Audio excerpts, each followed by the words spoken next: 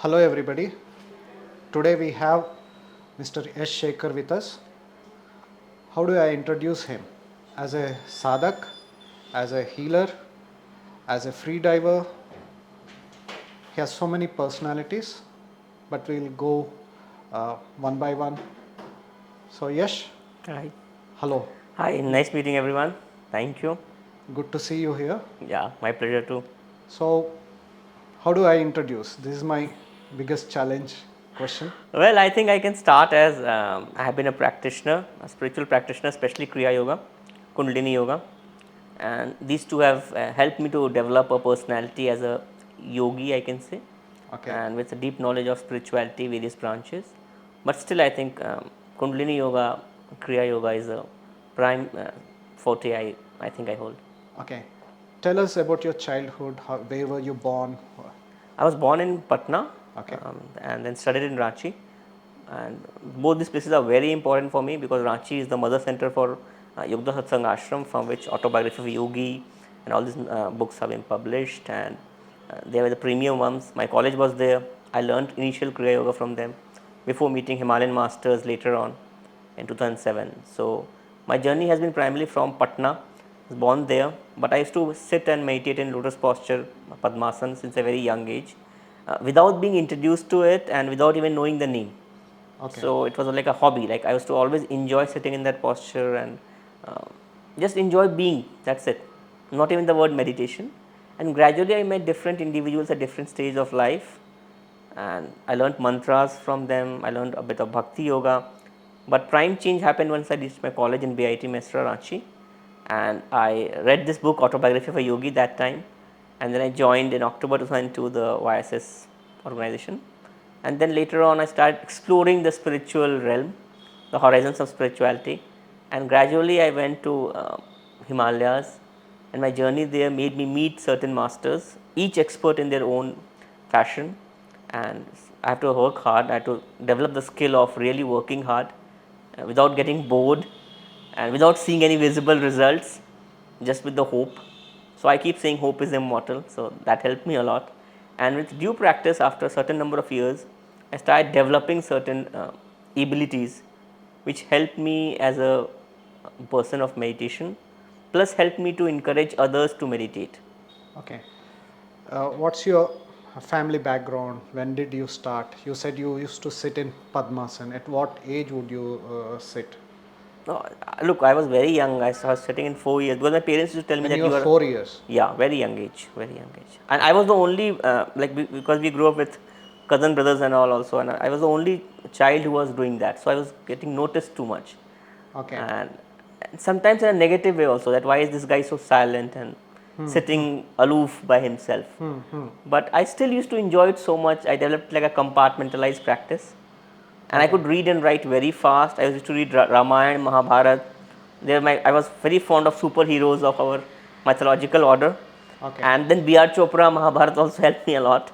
I Okay. was a great fan of Bhishma, Drona, Arjun, Krishna, All all those. the great characters, and obviously Ram, and so All on. these people with all Yeah, weapons and all. not only weapons, the style. Okay. They were so powerful yet so graceful. Okay. So that all Powerful that plus graceful. graceful, yeah, and so much thinking about others. If you see Bhagavad Gita, the first thing I noticed is that Arjun is so powerful that he's asking questions about what will happen if the war happens. So apart from the victory, he's thinking about the society, culture, nations, world.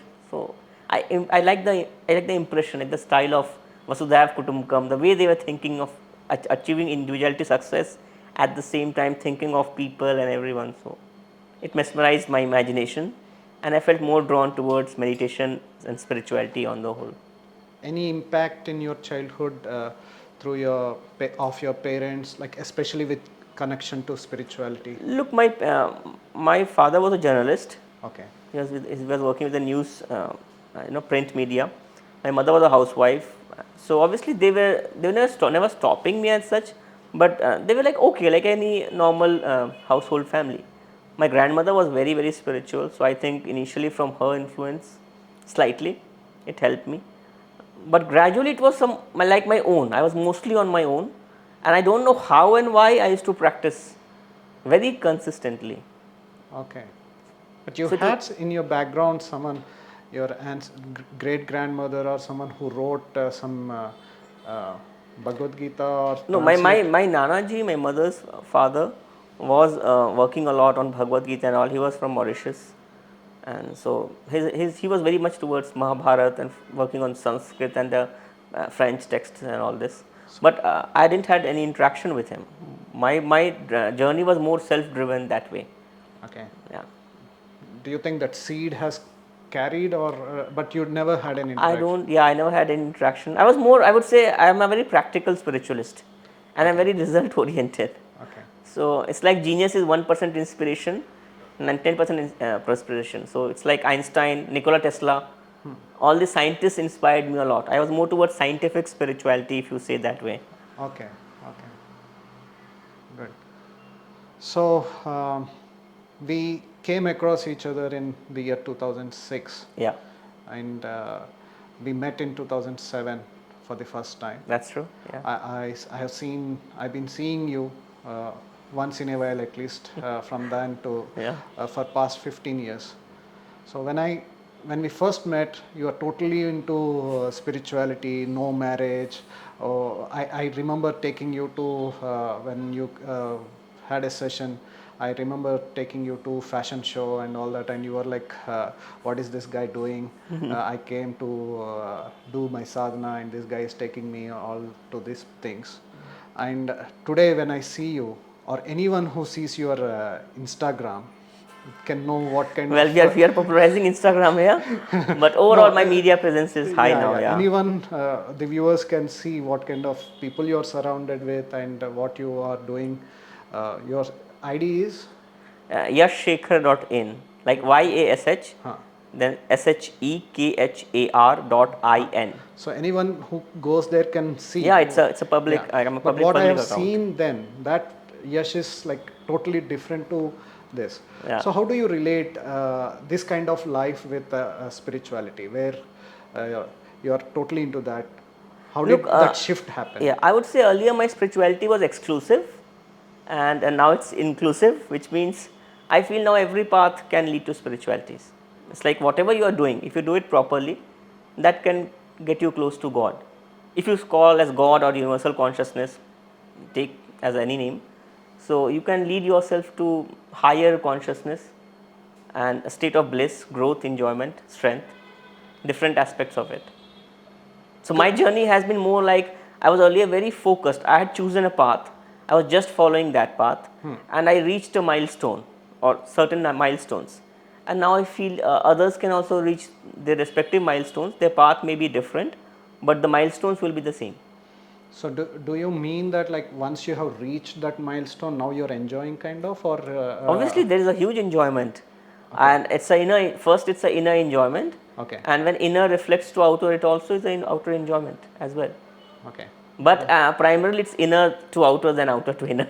It was that time when I was focusing more on, okay, come, let's enjoy. You were Yeah. like, no, I have to focus. I am like this Yeah. kind of. Look, I think most spiritualists when they start, they have it's a big responsibility because most people normally don't take spirituality the way it is. Okay. You have to earn that faith in yourself by yourself. Okay. So initially you are a bit too alert, I would say, too much alert. You're not that relaxed. You're following it, but more like with textbook rules. It's more. I use the word more textbook spirituality or more theoretical spirituality. And gradually, when you keep practicing, after some time, it starts opening up, flourishing by itself, and then you see the practical spirituality within you, and then everywhere. So I find that very intriguing that, as a person I am seeing that, and then I started feeling great love for, great care, affection for people around. Okay. And I felt everybody is growing. It's just that the rate of growth is different and the choices are different. Okay. So do you think it's possible with such kind of people all around, or did you give up kind of whatever you were doing those days, or now you found a balance? How do you define that Yash and this? Look, I don't give up. I have never been brought up or I've never thought like giving up.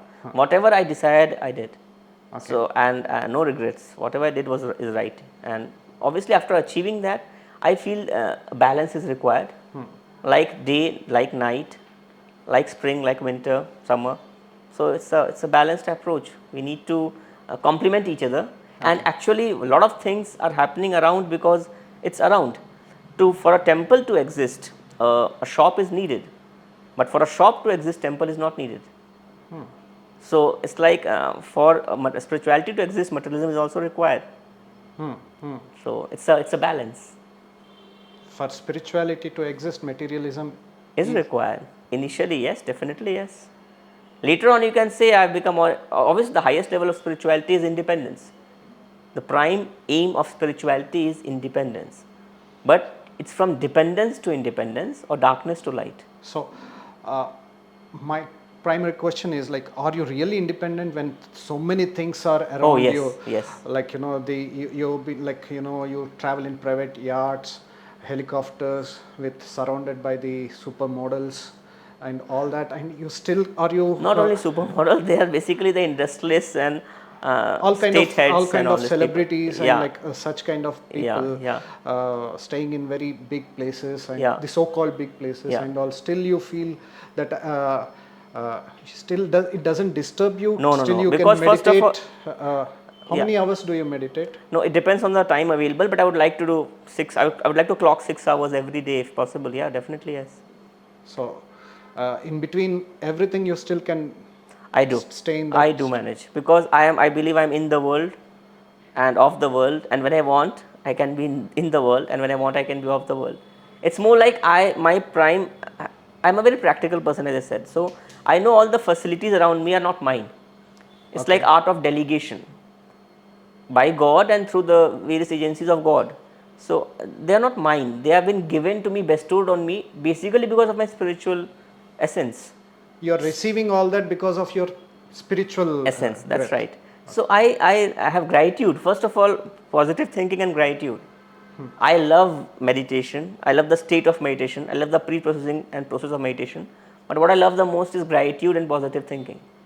So you never forget that whatever you are getting Yeah, is all because of your inner spiritual strength. definitely yes. And for I think most people, but definitely at least for me, yes. Okay, that keeps you grounded. That keeps me grounded. I try to be grounded, and also I try to see spirituality in the most basic forms. For me, a person brooming the street is as spiritual. If the person is doing it properly with their best, any individual, forget human beings, even animals, who is doing their best is spiritual for me. It's a huge responsibility to acknowledge that, and that's the difference I see in cultures which are progressing in all over the world. In any progressive culture, the respect for your work is too high. Anybody who is doing their work properly is as good as I am, maybe more. If anybody is cooking food, I don't know, I'm not a very good cook. So for me, that person is very good. Someone is driving very well the vehicle, great.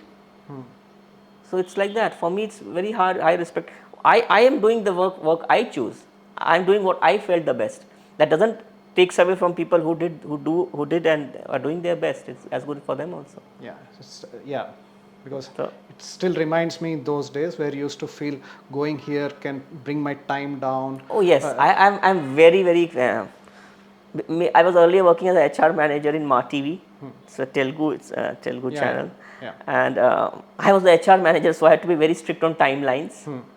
And my superiors, my directors, and all also were. I loved that, and I felt that I learned from them that time is key.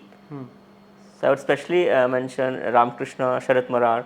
They all were so Okay. helpful. So basically, it's more like I like time management. I'm still very fond of it. And once your time management is good, you get enough compartment to expand yourself. Most people are actually lacking time. To fulfill your desires, you first need time. When you have fulfilled desire, then you try to explore and expand your consciousness. You tell a hungry person to meditate who is not trained to meditate like that, you're not helping. So it has to be a balanced approach of enjoyment and growth. Obviously, I can say I choose more growth than enjoyment, but someone can be different. Okay. Just me being right, someone doesn't become wrong. Okay. Like that. So yeah, this thing that what we see on Instagram is only one aspect of your It's one of the life. aspects. It's one of the aspect of your life, and I know you spend a lot of time in Himalayas and all that. I do. Can you elaborate a little more the kind of yogis, you may not mention their names or anything, but the kind of things that life there. We know how the life here is because we live here. Yeah. But I would like to know more. What is the life there? Look, mostly the people, I would say individuals who stay in Himalayas as sadhaks, they first are sadhak and then they become siddhas, which means they are first practitioners and then they achieve results. And those who want to achieve it fast, their life is full of austerity and severe time management, extreme time management. So they dedicate their time and their lifestyle to match their spiritual practices, and they are very happy in that. They are not like they are like why very Himalayas basically? Why because Himalayas? Why any place? Why can't they sit in their house and continue? because higher forms of spirituality has all to do with stillness, vibration, sound and light. Okay. These powers come to you in form of immunity development, development of psychic heat, like the Shaolin monks show. And so all these powers, it's like you have to test yourself. For growing well in any field, your test is important. IITs are good because the IIT process is very good. So similarly, the core Himalayan saints and sadhaks, and not only Himalayas, even South India and other parts, whoever I've met them in all over India and in all the part of world, they are all very dedicated practitioners, and gradually they learn to achieve every kind of taking human consciousness to a very extreme levels. They learn, they practice and improvise, not at the just the mental intellectual level, but at the cellular level. So there is very high difference here. Mental intellectual level is more theoretical. I may know about how a Shaolin monk fights. I could read a book about that, but I can't fight like them unless I practice. Same like I may read a book on swimming, but actual swimming is different. Same for diving or any other sport. So more like that, they are not only bookish spiritual, they are very practical spiritual. How does it help the society when someone leaves this place and stays there, achieves whatever heights they have achieved? How does it help the society? Look, society at even any we even don't know the masters there. They are sitting and meditating. Well, there. you don't know them, but they know you. Basically, how it works is that society is always expected to improvise and grow, and this growth happens through its thinkers. The individuals who think in society, they may be political, non-political, but they are like visionaries who give direction to the society. And I have seen most times such visionaries are guided by the masters of spirituality from Himalayas, Himalayan masters, or masters other part of the world. So if a society is growing, there is always a growth angle there. There is always a system which is making it grow. This system is guided by these masters who don't directly participate in the process, but are indirectly very clearly helping society by helping the thinkers. It's more like if the engine of the train is doing good, the train will do well. So that's the way indirectly they are helping, and they don't want any credit. They have no lust or desire for fame, and they are doing it because they should do. They don't want any results or any kind of return from society also. They are just happy helping. That's it. You said they are doing it because they should do. Why is this should? They said that. They said to me they should help because that's what dharma is. Dharma is about doing the right, yes. So what's right is that if you have, so they have also grown through the process of society. So it's like every saint had a past, every sinner has a future. So these saints have also come from society. They gradually achieve higher human consciousness and become what they are, and they want to give return back to society from which they got. It's a give back time. It's a give back time. Because whatever they are, even if they have been to Himalayas, they came from the society. Yeah, definitely, yes. So even though they are sitting physically away from the society, they have to give it back. They have to give it back. Actually, it's the law of conservation. Everywhere there is law of conservation. That's how law of karma or cause of effect works. We have to give back to those who have given to us. And we have to do it, it's happening all the time, directly or indirectly. We can delay the cycle, but the cycle will get complete. So they are doing it fast. They are smart, I would say. So is it like so many people are so interested to go to Himalayas and all that? Is it like what we see when we go on a tour? Look, first of all, understand the way I see Himalayas is different. For me, it's not a place for scenic beauty. Okay. It's for me like a training ground. And at every level, as the facilities are decreasing, your training level is automatically increasing. As the comforts are coming As down. a comfort, I feel comfort can be sin also. It's my view. Comfort is a sin. Any comfort which is not earned is a sin. Okay. So it has to be earned.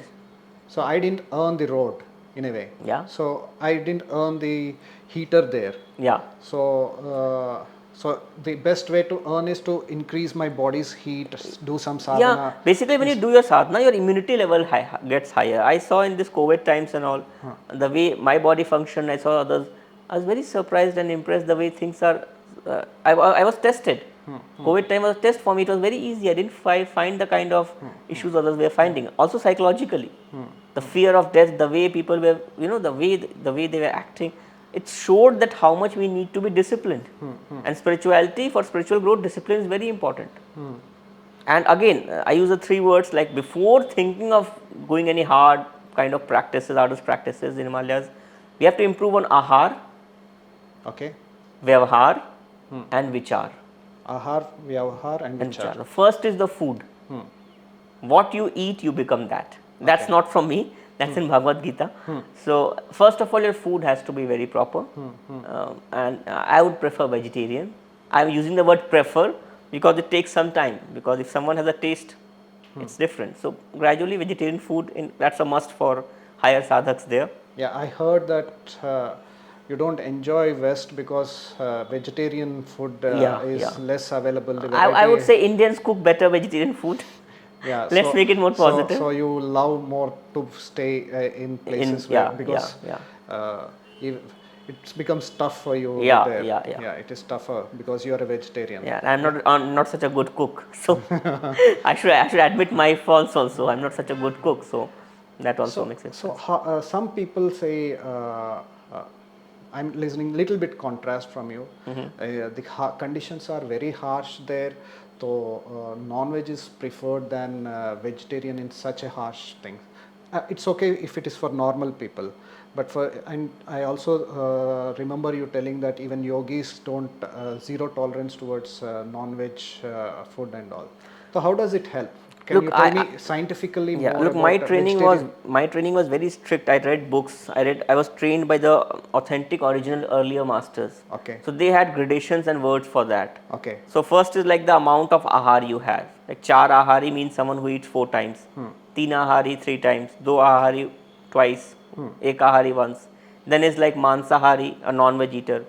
Then shakahari, a vegetarian eater. Then phalahari, fruit eater. Then dugdahari, milk eater. Then comes Vyavahar, which means who is only breath. And then there are nirahari. Nothing. What I'm saying that, so basically it's a level of independence. As you see in this level, what is happening? Your independence is increasing from food. So even food is considered a kind of enjoyment from that standard. The more independent you are, the more independently you can exist in spirit, the more spiritual you are. So basically my focus is that for your practices, if you are dependent on the vegetarian food, your breath gets deeper and slower, longer. Okay. So first focus is your breath to get deeper and slower. Now breath is of 3 kinds. Okay. Short and fast, deep and fast, deep and slow. So deep and slow breath is the best kind of breath. So when you are breathing deep and slow, that's a great help for your meditation initially. Because initially the easiest thing to focus is on breath.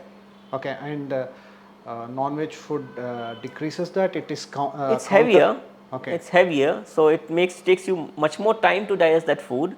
So you will not be able to meditate for qualitative meditation for long term is not possible with that kind of food.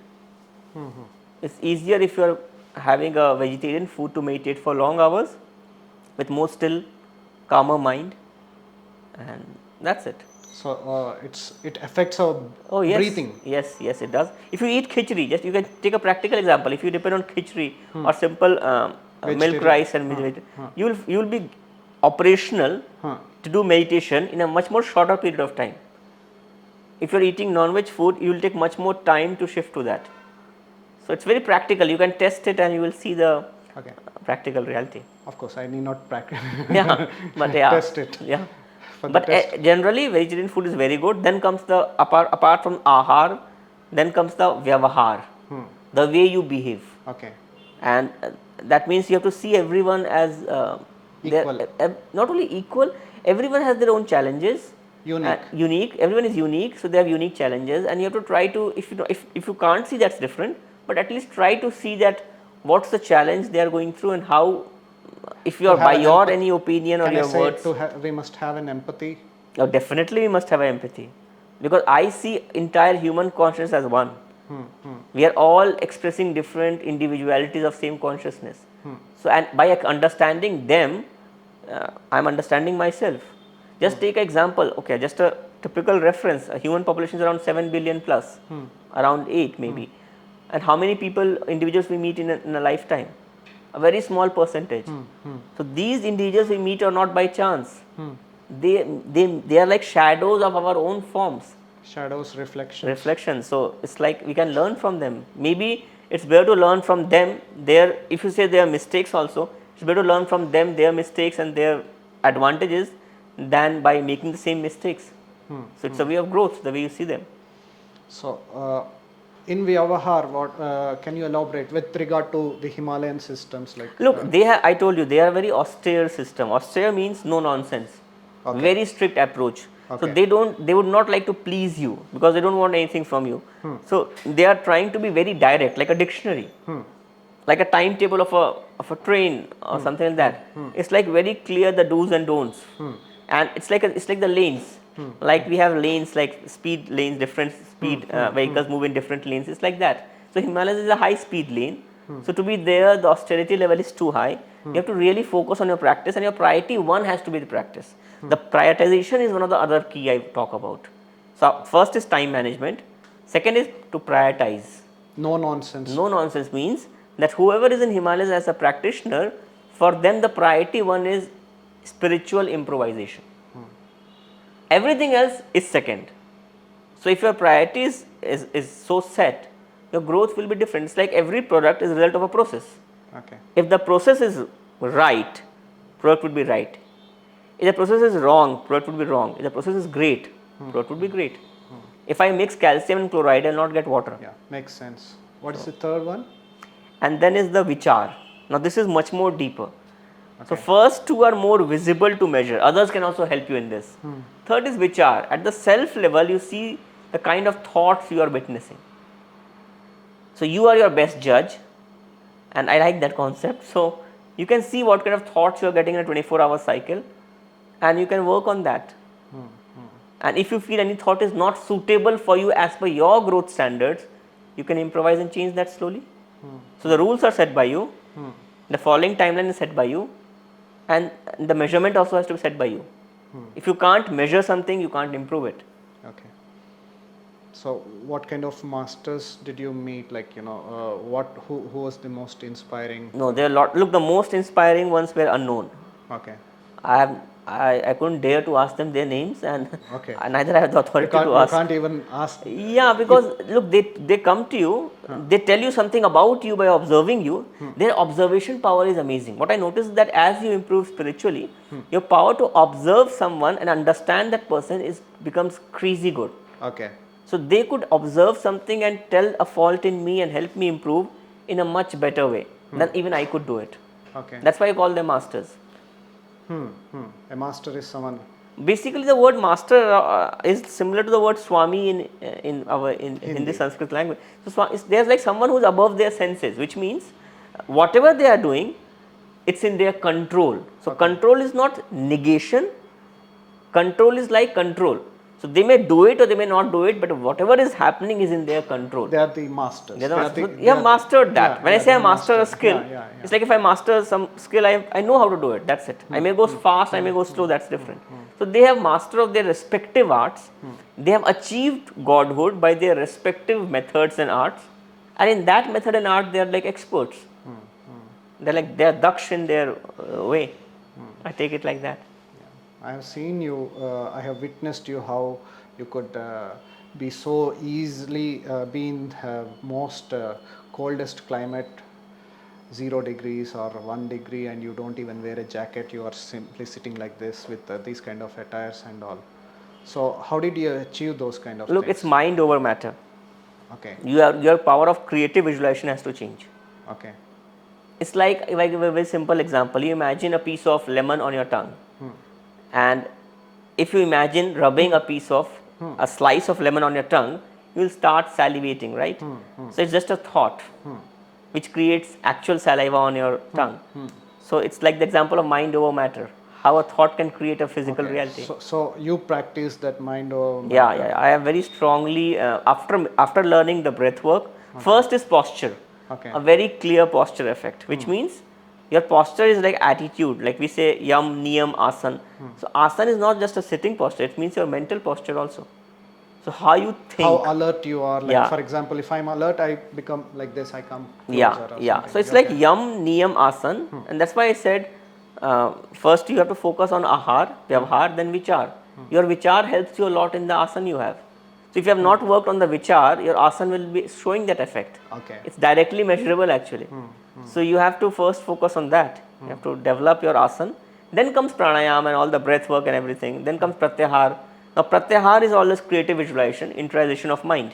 Okay. And after this starts concentration, super concentration and amalgamation, which is dharana, dhyan, samadhi, respectively. Okay. After one after another, it's a step by step process. It's again a process. What is the big difference between life here and there, apart from cold or altitude? Look, for me, it's not a difference because I live the same standard. I've divided my life in compartments. Okay. My everyday also is divided in compartments. So one compartment I'll always keep which is nearly similar to the lifestyle I have there. So for me, Okay. there's not much difference, Okay.